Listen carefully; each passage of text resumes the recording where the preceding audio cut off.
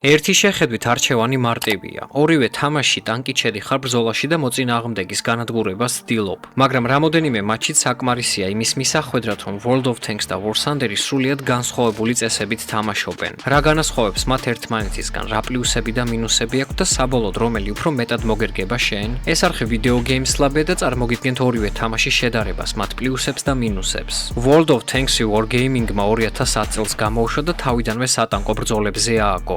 Gaijin Entertainment-ის War Thunder-ი კი ღია ტესტირებაში 2012 წელს გამოჩნდა და დროთა განმავლობაში ტანკები, თვითმფრინავები, ვერტმფრინები და გემები გააერთიანა. ამიტომ შედარება სამართლიანი რომ იყოს World of Tanks ძირითადად War Thunder-ის სახმელეთო ბრძოლას შევადარებ. ორივეს ისტორიისა და თითოეული განახლების განხილვის ნაცვლად ვნახავთ იმას, რაც არჩევანისას ყველაზე მნიშვნელოვანია. საბრძოლო სისტემას, რეალიზმს, ტემპს, ტექნიკას, გრაინდს, მონეტიზაციას და საბოლოოდ იმას, თუ როგორი მოთამაშისთვისაა თითოეული მათგანი შექმნილი. ამის გასაგებად კი პირველ რიგში მათ შორის არსებულ მთავარ განსხვავებაზე უნდა ვისაუბროთ. ჩვენი სპონსორია ონლაინ გიფტ-ქარდების მაღაზია Game Shop Georgia. იგიფტ-ქარდზე შეავსეთ პერსონალური ბალანსი კონსოლებზე ან Steam-ზე სწრაფად და მარტივად თქვენთვის მორგებულ რეგიონზე. ახლა გამოიწერეთ არხი და გავაგრძელოთ. მათ შორის მთავარი განსხვავება იმაშია, თუ როგორ გადმოსცემენ სატანკო ბრძოლას. World of Tanks-ი თავიდანვე უფრო სწრაფ და გასაგებ არკადულ გამოცდილებად შეიქმნა. მოთამაშე ხედავს ტანკების სიცოცხლის მაჩვენებელს, მოწინააღმდეგის ნიშნულებსა და დამიზნების წრეს. ხოლო ბევრი რთული პროცესი გამარტივებულია, რათა ბრძოლა მუდმივად დინამიური დარჩეს.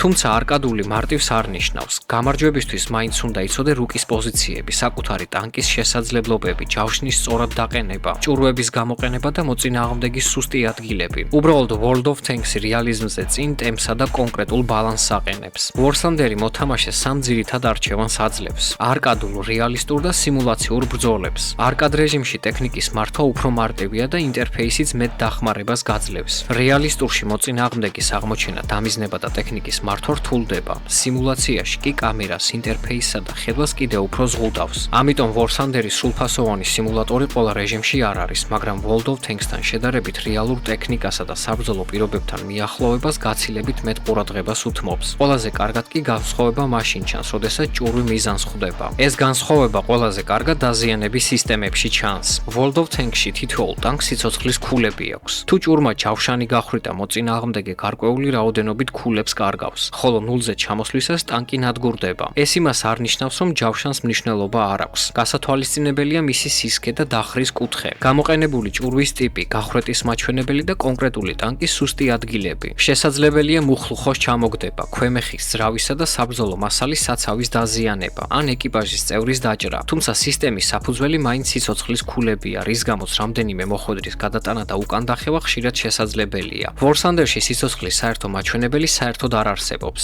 თამაში ითვლის სად მოხვდა ჭურვი, როგორ გაიარა ჯავშანში და რა დააზიანა ტანკის შიგნით. შესაძლებელია მძღოლის ან დამიზნებლის გათიშვა, ქვემეხის მექანიზმის გაფუჭება, ძრავის განადგურება, ხანძრის გაჩენა ან საბრძოლო მასალის აფეთქება. ამიტომ ერთი ზუსტი გასროლა ხშირად საკმარისია, თუმცა ცუდ ადგილას მოხვედრილმა ჭურმა შეიძლება ტანკი მხოლოდ დროებით შეაჩეროს. განსხვავებულია დამიზნებაც. World of Tanks-ში დამიზნების წრის შეკუმშვას ელოდები და გახვეტის ალბათობას ინტერფეისიც გიჩვენებს. War Thunder-ის რეალისტურ რეჟიმში კი მანძილი, ჭურვის ვარდნა და მოწინააღმდეგის შიდა განლაგება თავად უნდა გაითვალისწინო. განსაკუთრებით მაშინ, როდესაც ტექნიკა თანამედროვე მანძილ-მზომებით არის აღჭურვილი. World of Tanks-ში შორი მანძილი და მხარდაჭერის როლს артиლერია ასრულებს, რომელსაც დაზიანებასთან ერთად ეკიპაჟის გაბრუება შეუძლია. War Thunder-ში კი სახმელეთო ბრძოლებში დაგროვილი ქულები თვითმფრინავის ან ვერტმფრენის გამოყვანა შეგიძლია. ბომბები, რაკეტები და მართვადი რაკეტები ტანკებისკენ ხშირად უფრო საშიშია, ვიდრე მიწაზე მყოფი მოწინააღმდეგე. ამ სისტემების გამო იცვლება არა მხოლოდ გადარჩენის შანსი, არამედ მატჩის ტემპი, რუკაზე გადაადგილება და გუნდური თამაშიც. დაზიანების განსხვავებული სისტემები მატჩის ტემპზეც პირდაპირ მოქმედებს. World of Tanks-ის სტანდარტულ ბრძოლაში მხოლოდ ერთი ტანკით შედიხარ და განადგურების შემდეგ იმავე მატჩში ვეღარ ბრუნდები. მიუხედავად ამისა, გადაადგილება და შეტაკებები უფრო სწრაფია, ბრძოლები კი ხშირად ერთ კონკრეტულ მიმართულებაზე წყდება. თუ გუნდის ერთი ფლანგი ჩამოიშალა, მოწინააღმდეგეს შეუძლია უპირატესობა ძალიან სწრაფად გამოიყენოს. რუკების ძირითადად სხვადასხვა ტიპის ტექნიკის როლებზეა აგებული. მძიმე ტანკებს ახლო ბრძოლისთვის განკუთვნილი მიმართულებები აქვთ. მსუბუქი მოწინააღმდეგის აღმოჩენაზე მუშაობენ, ხოლო სატანკო გამანადგურებლები და артиლერია უსაფრთხო პოზიციებიდან ეხმარებიან გუნდს. აქ განსაკუთრებით მნიშვნელოვანია ხედვისა და შენიღბვის სისტემა. დაუფიქსირებელი ტანკი შეიძლება შენ წინ იმყოფებოდეს, მაგრამ ეკრანზე საერთოდ არ გამოჩნდეს. ამიტომ კარგი მზვერავი ზოგჯერ გასროლის გარეშეც დიდ გავლენას ახდენს ბრძოლაზე. ფასზე. War Thunder-ის რეალისტურ რეჟიმში ტემპი შედარებით ფრთხილია. მოწინააღმდეგეს ავტომატური ნიშნული არ აქვს და მისი აღმოჩენა გარემოზე დაკვირვებით, მოძრაობითა და ძრავის ხმით გიწევს. ბევრ რუკაზე უფრო გრძელი სასროლო ხაზები და შემოვლის მეტი შესაძლებლობაა, თუმცა ქალაქის პატარა რუკებზე ბრძოლა აქაც სწრაფად და ახლო მანძილზე მიმდინარეობს. განადგურება მატჩის დასრულებას ყოველთვის არ ნიშნავს. თუ საჭირო ქულები და წინასწარ მომზადებულ შემადგენლობაში დარჩენილი ტექნიკა გაქვს, ბრძოლაში სხვა ტანკით, საზენიტო მანქანით ან ავიაციით დაბრუნდები. ამის გამო გუნდს შეუძლია წარუმატებელი დასაწყისის შემდეგ მდგომარეობა გამოასწოროს. თუმცა მოთამაშე, რომელსაც სრულყოფილი შემადგენლობა არ აქვს, ბრძოლას გაცილებით ადრე ტოვებს. World of Tanks-ში გუნდური თამაში კლასების სწორი გამოყენებითა და საერთო სამიზნეზე ცეცხლის კონცენტრაციით იგრძნობა. War Thunder-ში კი ამას ტექნიკის სწორად შერჩეული შემადგენლობა, წერტილების დაკავება, დაზვერვა და საჰაერო თავდასხმებისგან დაცვაც ემატება. სწორედ აქ ჩნდება შემდეგი დიდი განსხვავება, თუ რამდენად მრავალფეროვან ტექნიკასა და რეჟიმებს გვთავაზობს თითოეული თამაში. რეჟიმებთან ერთად განსხვავებულია ტექნიკის არჩევანიც. World of Tanks-ის პერსონალურ ვერსიაში 11 ქვეყნის 600-ზე მეტი ჯავშან ტექნიკაა წარმოდგენილი. აქ შეხვდები მსუბუქ, საშუალო და მძიმე ტანკებს, სატანკო გამანადგურებლებს, არტილერიასა და ბორბლებიან მანქანებს. მათი ნაწილი რეალურად იწარმოებოდა, ნაწილი პროტოტიპად დარჩა. ზოგი კი მხოლოდ პროექტისა და ნახაზის სახით არსებობდა. ტექნიკის მახასიათებლები ისტორიულ მონაცემებს ყოველთვის ზუსტად არ მიყვება. სისწრაფე ქვემეხი, სიცოცხლის ქულები და სხვა შესაძლებლობები არკადულ გეიმპლეისა და ბალანსზეა მორგებული. სპეციალური რეჟიმების მიუხედავად თამაშის მთავარი ფოკუსი კვლავ ტანკებისა და სხვა სახმელეთო მანქანების ერთმანეთთან ბრძოლაა. War Thunder-ის მასშტაბი გაცილებით დიდია. თამაში 2500-ზე მეტი სამხედრო მანქანაა, რომელთა შორის 1000-ზე მეტი სახმელეთო ტექნიკაა. არჩევანი ადრეული მე-20 საუკუნის მანქანებიდან თანამედროვე ტანკებამდე, საზენიტო სისტემებამდე და ქვეითთა საბრძოლო მანქანებამდე მიდის. ამას ემატება ცალკე საკვლევი ხაზები თვითმფრინავებისთვის, ვერტმფრენებისა და ფლოტისთვის. მოდელები და მახასიათებლები ისტორიულ წყაროებზე უფრო მეტადაა დაფუძნებული, თუმცა თავად ბრძოლები სრულიად ისტორიული მაინც არ არის. მოწინააღმდეგეები რეალური გამოშვების წლის ნაცვლად საბრძოლო რეიტინგით ირჩევენ. ამიტომ სხვადასხვა პერიოდისა და ქვეყნის ტექნიკა შეიძლება ერთ მატჩში შეხვდეს ერთმანეთს. თუ მოთამაშეს მხოლოდ ტანკების ერთმანეთთან ბრძოლა სურს, World of Tanks-ი უფრო პირდაპირ გამოცდილებას თავაზობს. War Thunder-ი კი გაცილებით უფრო ფართო არჩევანს აძლევს მას, ვისაც სხვადასხვა ეპოქის ტექნიკა, თანამედროვე შეიარაღება და სახმელეთო თუ საჰაერო ძალების ერთად გამოყენება აინტერესებს. თუმცა ასეთი დიდი არჩევანის გახსნას თავისი ფასი აქვს, რასაც სჭირდება დრო და საკმაოდ ხანგრძლივი გრაინდი. დიდი არჩევანი ორივე თამაში ხანგრძლივ პროგრესს ნიშნავს, თუმცა მოწყობა განსხვავებულია. World of Tanks-ში ირჩევ კონკრეტულ ქვეყანასა და ტექნიკის ხაზს. ბრძოლებით აგროვებ გამოცდილებას, ხსნი ქვემეხს, ძრავას, უხლუხოვებსა და კოშკურას. შემდეგ კი მომდევნო ტანკზე გადადიხარ. ახალი მანქანა საწყის მდგომარეობაში ხშირად შესამჩნევად სუსტია და სრულ შესაძლებლობებს მხოლოდ საუკეთესო მოდულების გახსნის შემდეგ აჩვენებს. პროგრესი შედარებით სწორხაზოვანი და მარტივად გასაგებია. ჩვეულებრივ შეგიძლია ერთ სასურველ ხაზს მიყვე, ხოლო დაგროვებული თავისუფალი გამოცდილებითა და ნახაზებით ზოგიერთი მოდული ან ტანკი უფრო სწრაფად გახსნა. პრობლემა მაღალ დონეებზე ჩნდება, სადაც კვლევას მეტი გამოცდილება სჭირდება, თავად ტანკებისა და აღჭურვილობის შეძენა კი ძვირდება. War Thunder-ში ერთდროულად ორი სახის კვლევა მიმდინარეობს. ერთი ახალი ტექნიკის გასახსნელად გამოიყენება, მეორე კი იმ მანქანის მოდიფიკაციებისთვის, რომლითაც უკვე თამაშობ.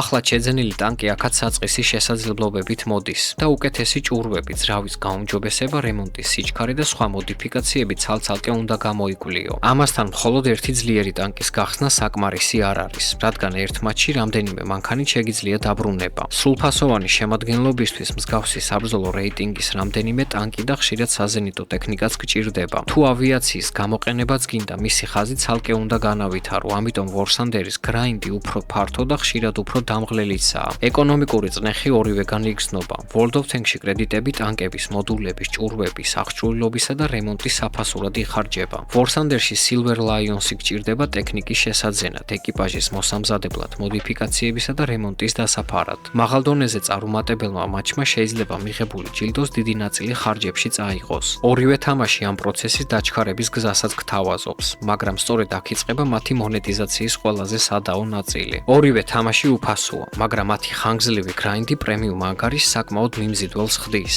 World of Tanks-ში პრემიუმ ანგარიში ზრდის მიღებულ გამოცდილებასა და კრედიტებს, დამატებით კი ყოველდღიურ ბონუსებს გაძლევს. ოქროთი შეგიძლია პრემიუმ დროისა და ტექნიკის შეძენა, დაგროვებული გამოცდილების თავისუფალ გამოცდილებად გარდაქმნა და პროგრესის სხვადასხვა ნაწილის დაჩქარება. პრემიუმ ტანკებს კვლევა არ სჭირდება, ჩვეულებრივ მეტრესურს გამოიმუშავებენ და ეკიპაჟის განვითარებისთვისაც მოსახერხებელია. პრობლემა მაშინ ჩნდება, როდესაც ფასიანი ტექნიკა ჩვეულებრივ გამოკვლევ ტანკზე უფრო კომფორტულ შესაძლებლობებს ან ძალიან ძლიერ მახასიათებლებს იღებს. ყველა პრემიუმ ტანკი ძლიერი არ არის, მაგრამ ასეთმა შემთხვევებმა მოთამაშეებს შორის ბალანსზე კამათი არაერთხელ გამოიწვია. War Thunder-ის პრემიუმ ანგარიში მიღებულ კვლევის ქულებს აორმაგებს და Silver Lions-ის შემოსავალსაც ზრდის. პრემიუმ ტექნიკა გაზრდილი ეკონომიკური მაჩვენებლებითა და თანამედროვე გახსნილი მოდიფიკაციებით მოდის. Golden Eagle-ით კი შესაძლებელია კვლევის ეკიპაჟის Battle Pass-ისა და ღონისძიებების პროგრესის დაჩქარებაც. აქ განსაკუთრებით სადავოა მაღალი დონის პრემიუმ პაკეტები, ახალ მოთამაშეს შეუძლია პირდაპირ თანამედროვე ტექნიკად შეიძინოს, თუმცა შესაბამისი გამოცდილება და იმავე რეიტინგის სრული შემადგენლობა შეიძლება არ ჰქონდეს.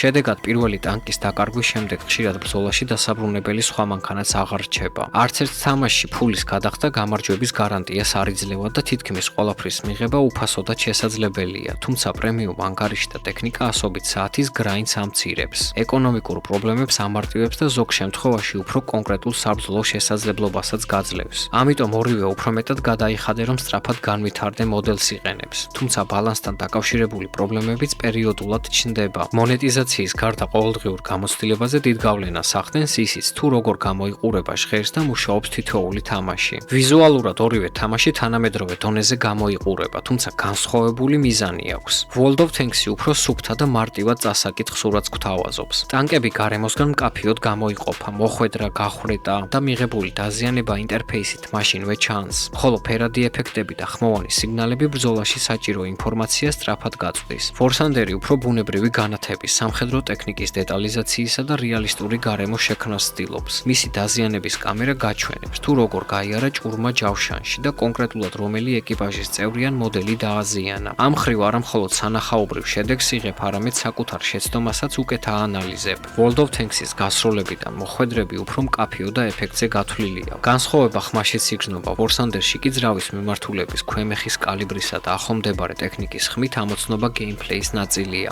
ეს განსაკუთრებით რეალისტურ რეჟიმში გეხმარება, სადაც მოწინააღმდეგის ნიშნული არ ჩანს. ოპტიმიზაციის მხრივ ორივე თამაში გრაფიკის ფართო არჩევანს გვთავაზობს და ოფიციალური მინიმალური მოთხოვნები ძველ GTX 660-ს მუშაობს. War Thunder-ს დამატებით აქვს შემცირებული ზომის კლიენტი და ხელმისაწვდომია Windows-ზე, Linux-ზე, Mac-სა და კონსოლებზეც. საერთო cross-პლატფორმული თამაშით. World of Tanks-ის პერსონალური ვერსია Windows-ზეა. მისი საკონსოლო Modern Armor-ი კი ცალკე თამაშად ვითარდება. საბოლოოდ War Thunder-ი ტექნიკის დეტალიზაციით, დაზიანების ვიზუალიზაციითა და ხმოვანი ატმოსფეროთი გამოირჩევა. World of Tanks-ის უპირატესობა კი უფრო სუფთა სურათია. ინფორმაციის მარტივად აღქმა და ქაოსურ ბრძოლაში კარგი წაკითხვადობაა. ახლა კი უკვე შეგვიძლია ორივეს მთავარი პლუსები და მინუსები პირდაპირ შევაჯამოთ.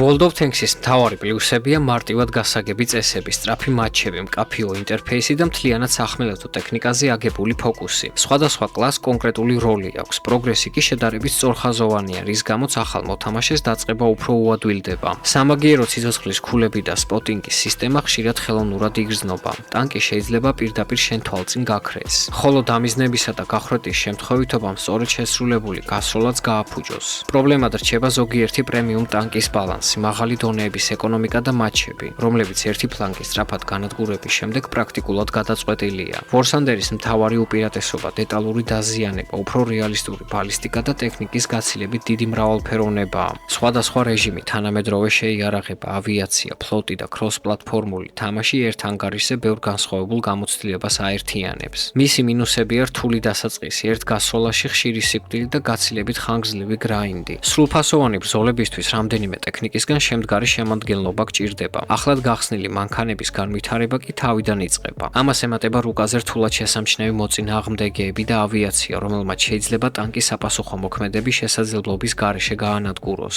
ამრიგად ერთის პლუსი ხშირად მეორის მინუსია, ამიტომ საავტომობილო არჩევანი იმაზეა დამოკიდებული კონკრეტულად როგორი სატანკო თამაში გინდა. თუ გინდა სწრაფი მატჩები, მარტივად გასაგები წესები, მკაფიო გუნდური როლები და მხოლოდ სახმელეთო ტექნიკაზე აგებული ბრძოლები, World of Tanks-ი უფრო მეტად მოგერგება. მისი სწავლა შედარებით მარტივია, თუმცა მაღალ დონეზე კარგად თამაშს რუკების პოზიციებისა და თანამედროვე ტექნიკის ცოდნა მაინც სჭირდება. თუ დეტალური დაზიანების სისტემა, რეალისტური ბალისტიკა, სხვადასხვა ეპოქის ტექნიკა და ტანკების ავიაციასთან ერთად გამოყენება გაინტერესებს, War Thunder-ი უკეთესი არჩევანია. სანაცვლოდ მეტი მოთმინება, სწავლა და გრაინდი დაგჭირდება. ამიტომ აქ საერთო გამარჯვებული არ არსებობს. World of Tanks-ი უკეთესი არკადული სატანკო თამაშია. War Thunder-ი კი უფრო რთული და რეალიზმთან მიახლოვებული სამხედრო გამოცდილება. არჩევანი მხოლოდ იმაზეა დამოკიდებული დამოკიდებული თუ ამ ორიდან რომელს ეძებ. ეს იყო გამომწერის შესრულებული თხოვნა. მადლობა ყურადღებისთვის. დღეისათვის სულ ეს იყო. გამოიწერეთ არხი, რომ არ გამოტოვოთ სიახლეები შემდეგ ვიდეომდე დროებით.